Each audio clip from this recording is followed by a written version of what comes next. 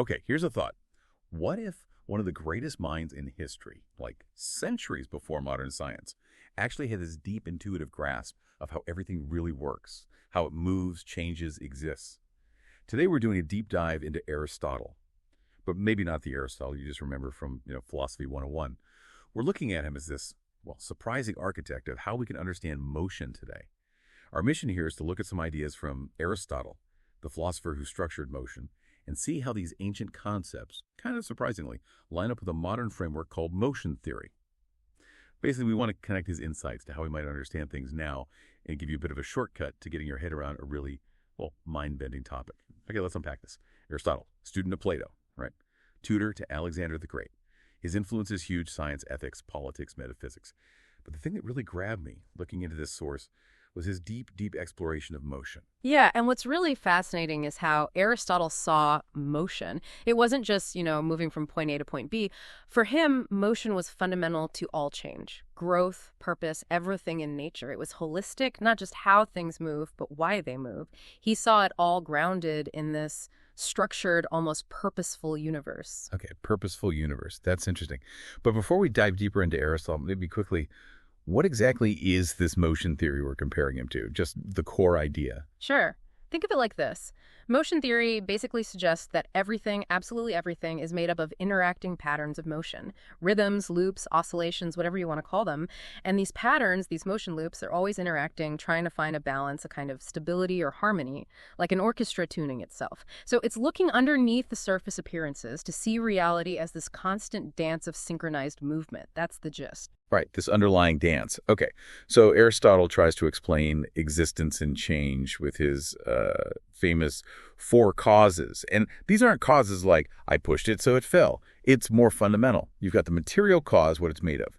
Then the formal cause, its shape, its structure, its pattern. The efficient cause, that's the thing that kicks off the change, the initiator. And the final cause, the telos. The purpose, the goal, the end state of the change. Exactly. And if you map those onto motion theory, the parallels are pretty striking.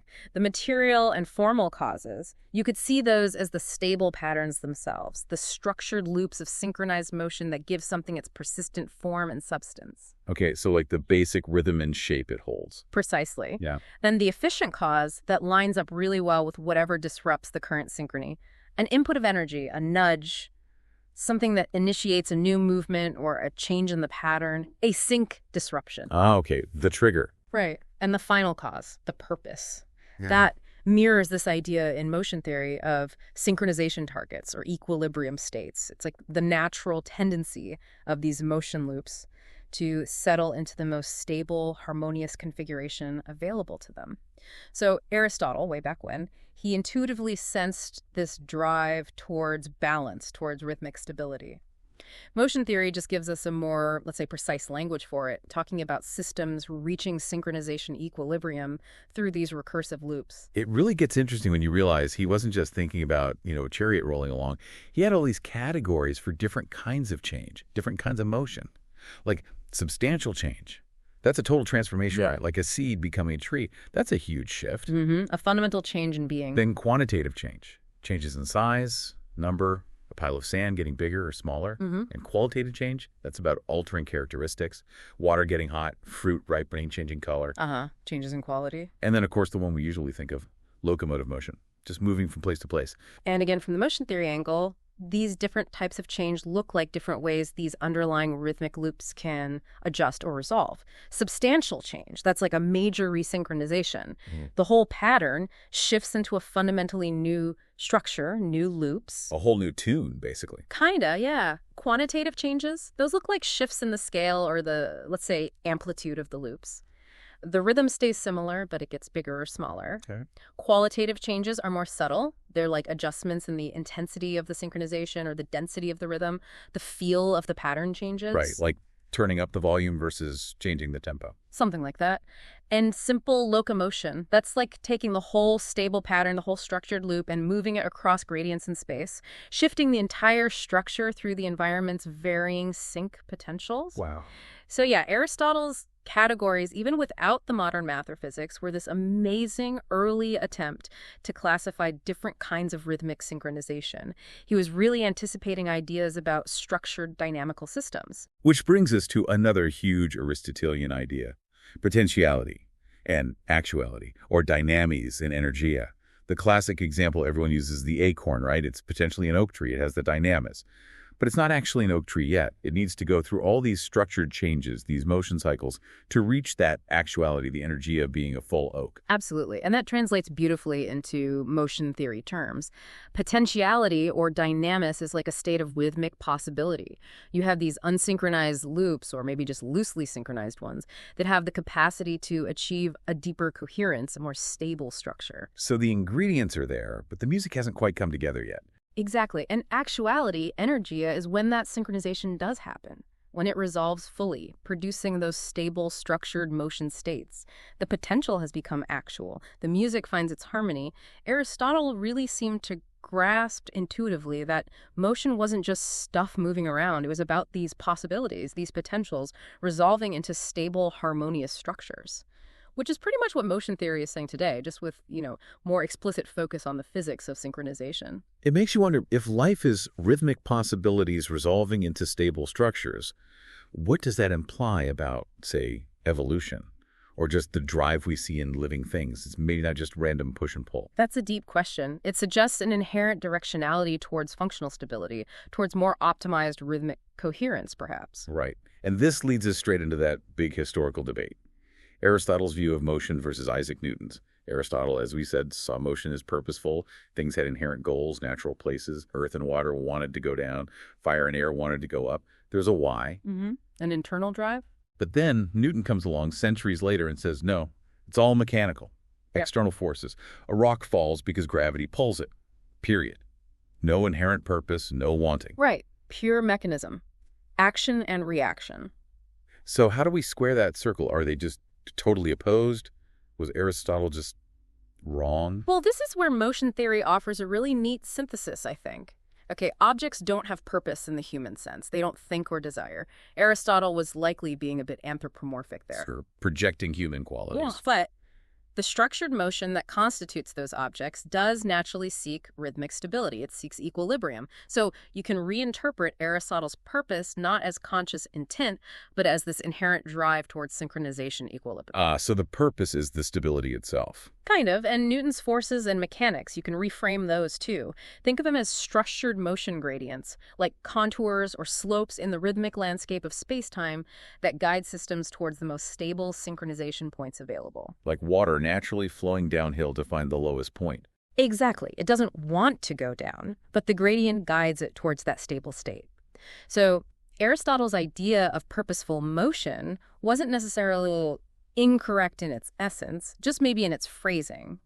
Motion theory clarifies that underlying principle as rhythmic synchronization, this universal tendency guiding motion towards stable, coherent structures. It's the universe organizing itself, not through thought, but through rhythm. Okay, so if we zoom out, what about the universe itself? Aristotle had that whole model, didn't he? Earth at the center, then these nested celestial spheres spinning around it, each sphere moving at its own rate, very stable, very orderly. Sounds almost like cosmic clockwork. It does, doesn't it? And again, that ancient model has these fascinating echoes in motion theory's view of reality as layered. Those nested spheres, you can think of them as nested layers or loops of motion resolution, different scales of rhythmic organization. Like different frequencies nested inside each other. Pretty much. The stable celestial spheres represent these grand recursive loops that resolve into large-scale rhythmic cycles, cosmic rhythms. And then motion down here on Earth represents the more local, maybe more complex synchronization patterns, but they're still nested within those broader cosmic rhythms. So even without telescopes and modern physics, his picture of a layered, structured rhythmic universe, it wasn't entirely off base. Not at all, conceptually. It was a remarkably insightful depiction of structured motion layers. His intuition about the hierarchical, rhythmic nature of reality was, I'd argue, fundamentally correct, even if the specific mechanics were wrong. It's just incredible. And this thinking, It didn't just apply to rocks and stars. He went right down to life itself. Aristotle's often called the father of biology, right? He spent so much time observing, classifying, trying to understand the function of living things, how they worked, what their parts were for. Absolutely. He was a phenomenal biologist for his time, and he definitely saw life itself as structured motion, growth, reproduction, movement, metabolism, all processes aimed at survival, flourishing, maintaining that living structure. So how does motion theory look at biology? It aligns really, really well. Biological processes are seen as these incredibly complex, nested sets of rhythmic synchronization loops, all working to achieve and maintain functional stability. Think about your heartbeat, your breathing, circadian rhythms, the firing of neurons, the cycles within cells. It's all rhythms synchronizing. Right, nonstop cycles. And things like growth and adaptation, from this perspective, they look like recursive rhythmic optimizations. The organism is constantly adjusting its internal rhythms, its motion loops, to better synchronize with its environment and maintain its stability against, well, entropy, against falling apart. So life itself is this purposeful, structured motion, purposeful in that stability-seeking sense. Exactly. Biological loops dynamically stabilizing themselves through rhythmic synchronization. It's inherent.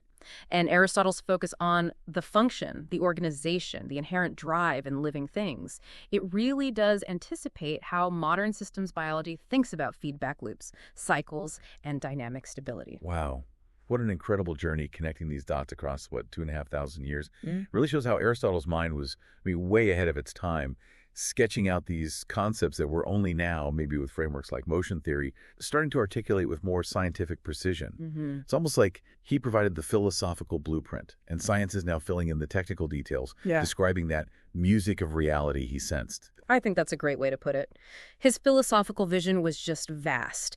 It included this incredibly intuitive, insightful exploration of motion as something structured, rhythmic, and, in its own way, purposeful. He gave us a foundational clarity, and now we can take those insights and translate them, reframe them into precise scientific language.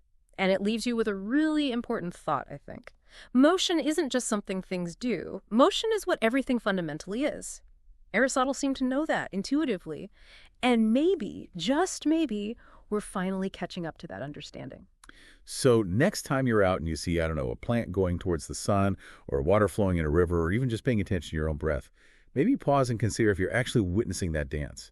Rhythmic possibilities resolving into stable, harmonious structures, just like Aristotle might have sensed all those centuries ago. Makes you think about change and stability in your own life too, doesn't it? Are we just moving, or are we moving towards those points of synchronization, equilibrium in our own personal rhythms? Something to chew on.